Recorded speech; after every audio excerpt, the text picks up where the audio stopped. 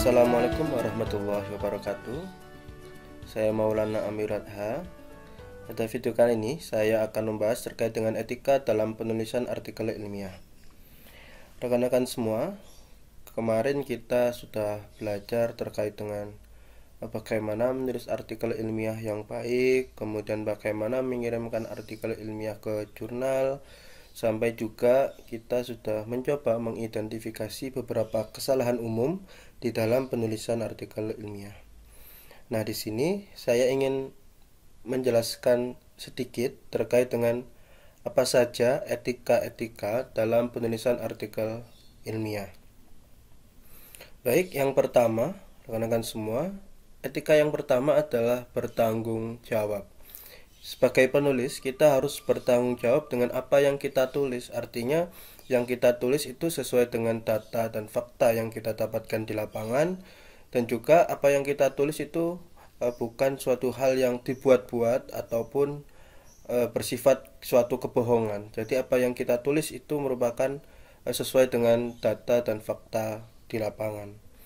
Nah, kemudian yang kedua adalah apa yang tulis adalah berdasarkan data dan fakta. Seperti yang saya jelaskan tadi, kita tidak boleh mengada-adakan sesuatu yang tidak ada. Jadi kita memang harus menulis yang memang kita temukan di lapangan gitu. Nah, yang terakhir terkait dengan poin ini adalah tetap menyimpan data riset jika di kemudian hari diperlukan klarifikasi. Rekan-rekan semua, hasil analisis data ataupun data dan fakta yang kita dapatkan sebaiknya kita simpan, karena suatu saat bisa jadi apa yang kita tulis, hasil analisis data yang kita dapatkan itu perlu untuk diklarifikasi apabila nanti dibutuhkan. Sebagai contoh, kemarin saya menulis artikel dan sudah saya submit ke jurnal.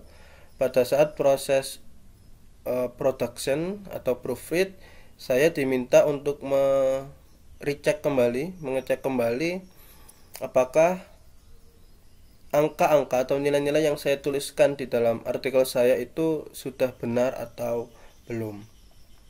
Nah, di sini misalnya reviewer atau editor meminta kami untuk melakukan pengecekan kembali terkait dengan nilai-nilai yang ada di tabel berikut. Nah, nilai ini ketika hasil analisis data kita ataupun data dan fakta yang kita dapatkan di lapangan itu tidak kita simpan, maka kita akan kesulitan untuk membuktikan bahwa angka yang tertulis ini itu sudah benar ataupun perlu direvisi. Nah, ketika kita tidak menyimpan, maka ya bisa jadi tulisan kita akan diragukan.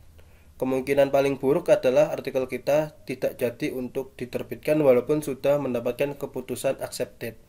Nah, sekali lagi terkait dengan poin ini, rekan-rekan semua, salah satu tips adalah ketika menulis artikel, hasil analisis data maupun data-data, fakta-fakta itu juga harus kita simpan, baik itu berbentuk data, transkrip, dan apapun bentuknya. Misalnya data tambahan berupa studi dokumentasi dan yang lainnya.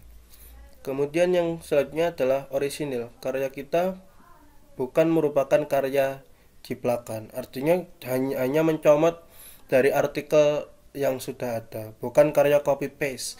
Ini juga sangat penting, artinya ketika kita merujuk atau kita mengambil suatu artikel, satu dua artikel sebagai bahan referensi kita harus melakukan modifikasi jika memang menggunakan artikel orang lain sebagai sumber referensi.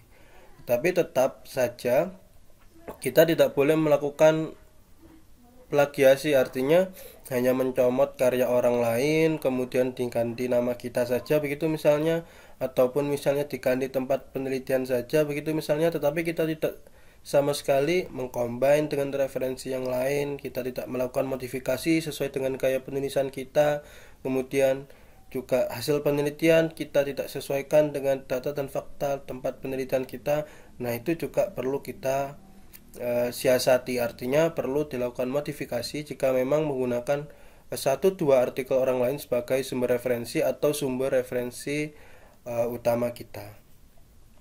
Kemudian poin selanjutnya adalah mengungkapkan kebenaran. Rekan-rekan semua, jika kita menggunakan konsep probability, setiap penelitian yang kita lakukan itu ada potensi kesalahan walaupun kecil. Makanya kita mengenal nilai signifikansi, misalnya ada 0,1, 0,5, 0,05 dan seterusnya.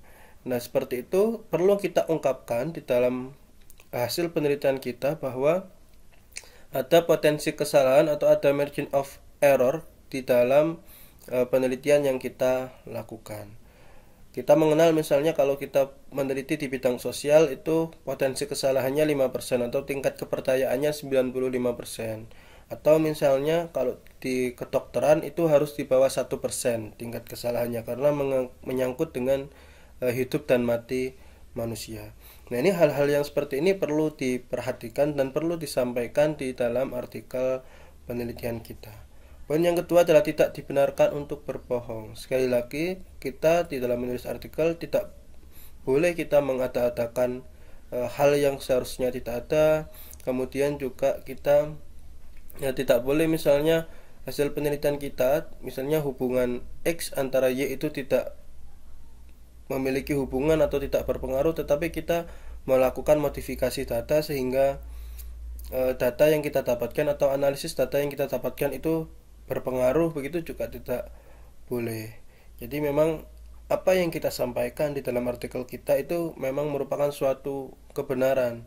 Jadi kita di dalam menulis tentu tidak dibenarkan untuk menuliskan suatu kebohongan. Selanjutnya adalah menerima kritik dan saran. Rekan-rekan semua, ketika kita menulis artikel dan kemudian dikirimkan ke jurnal, pasti ada proses review.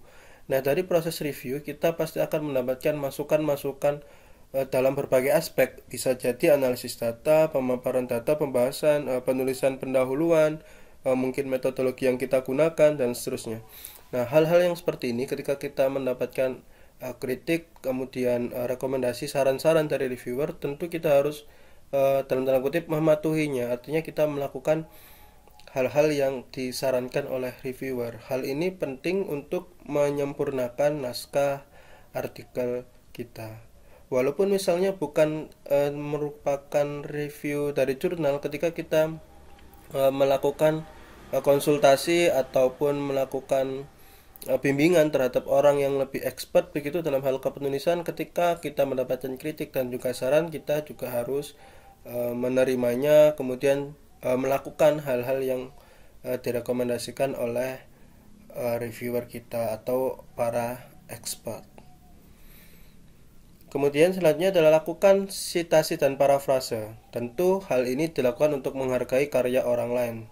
Di sini misalnya kita punya tulisan hanya dicomot oleh orang lain tanpa menyitasi kita atau mengutip nama kita, tentu kita akan merasa dalam tanda kutip kecewa begitu ya.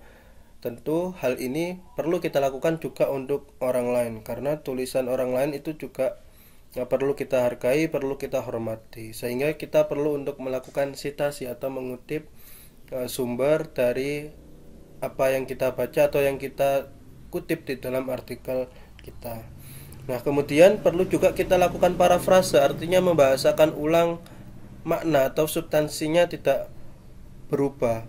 Jadi hari ini kita, kalau dulu sering sekali menggunakan direct citation atau direct quote, hanya mencomot artikel atau kalimat dari orang lain, kemudian kita masukkan nama penulis di dalam artikel kita. Nah, di sini saya lebih menyarankan rekan-rekan semua mencoba untuk melakukan kutipan secara tidak langsung. Artinya artikel yang kita baca atau paragraf kalimat yang kita baca itu jangan hanya langsung dicomot, copy paste begitu ya di dalam artikel kita, tetapi baiknya baca dulu, maknai dulu, kemudian bahasakan dengan bahasa rekan-rekan sendiri, sehingga hal tersebut juga akan mengurangi plagiasi yang ada di artikel kita.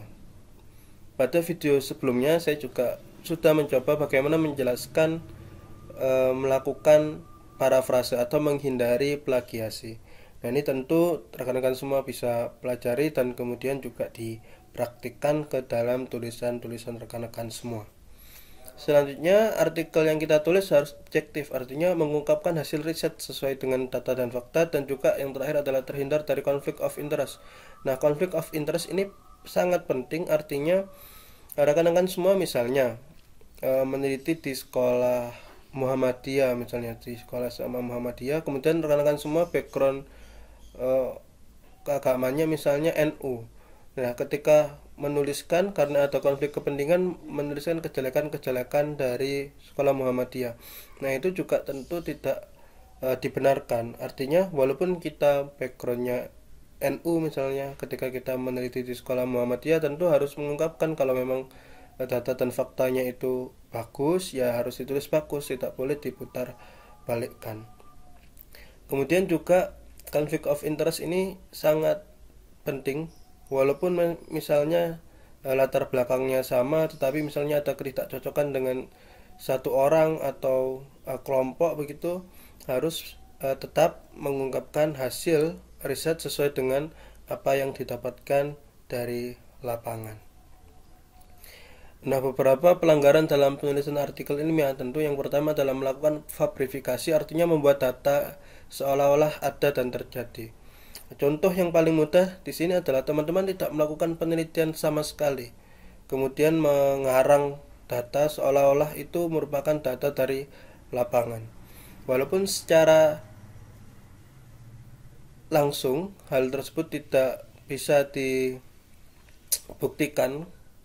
kebenarannya, tetapi sangat penting bahwa suatu saat kalau memang data itu tidak ada pasti akan terbukti. Nah, itu pasti nanti akan ada sanksi-sanksi tersendiri, baik itu dari jurnal, kemudian bisa jadi lokasi penelitian dan seterusnya. Nah, kemudian yang kedua adalah falsifikasi, artinya memalsukan data agar sesuai keinginan penulis.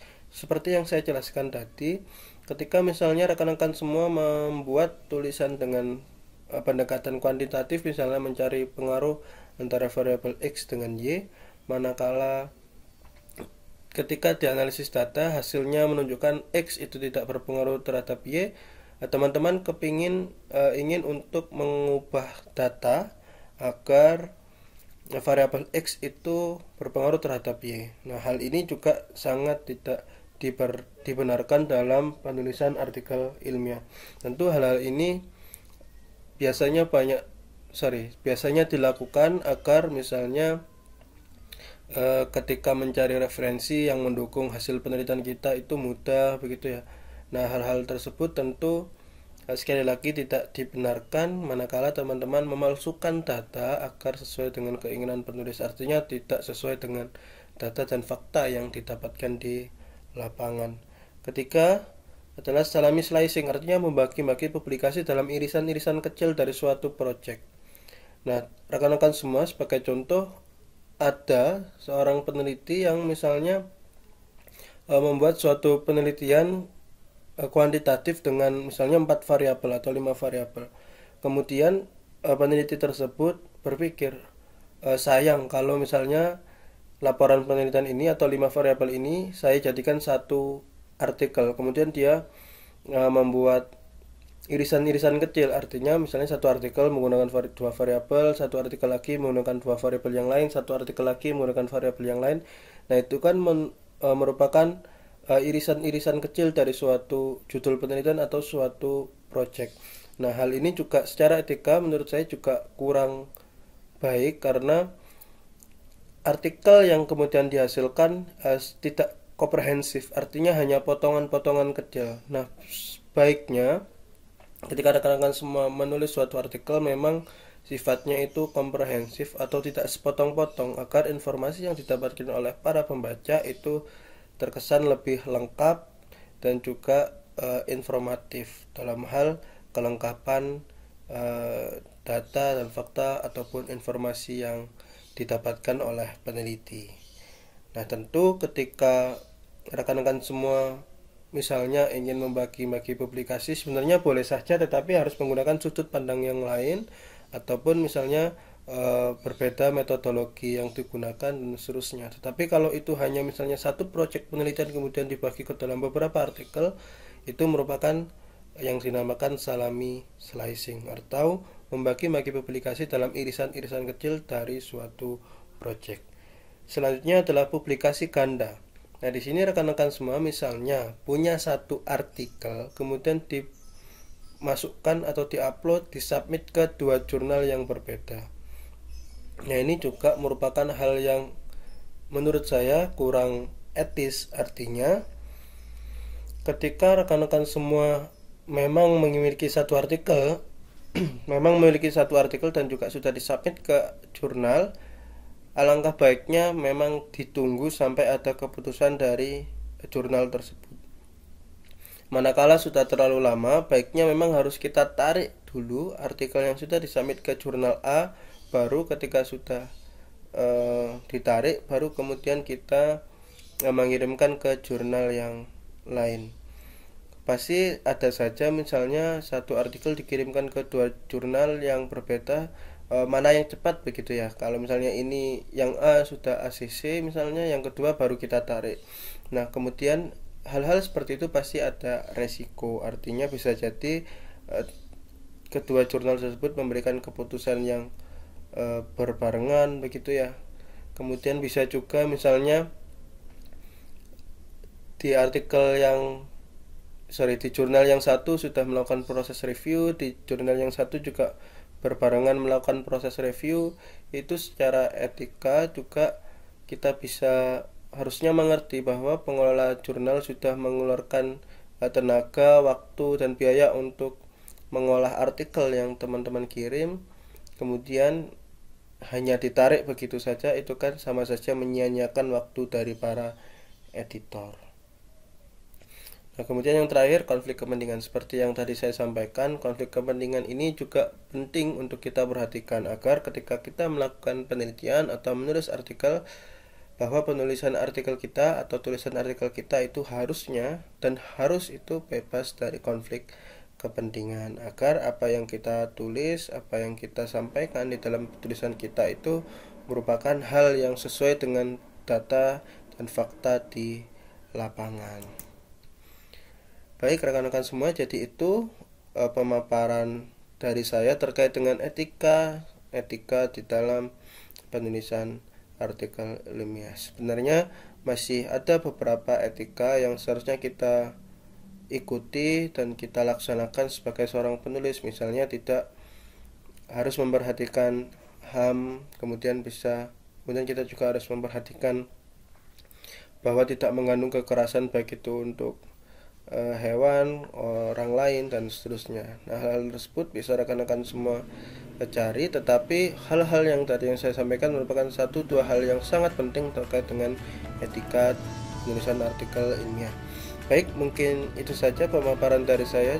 Kurang lebihnya saya mohon maaf. Saya tutup. Assalamualaikum warahmatullahi wabarakatuh.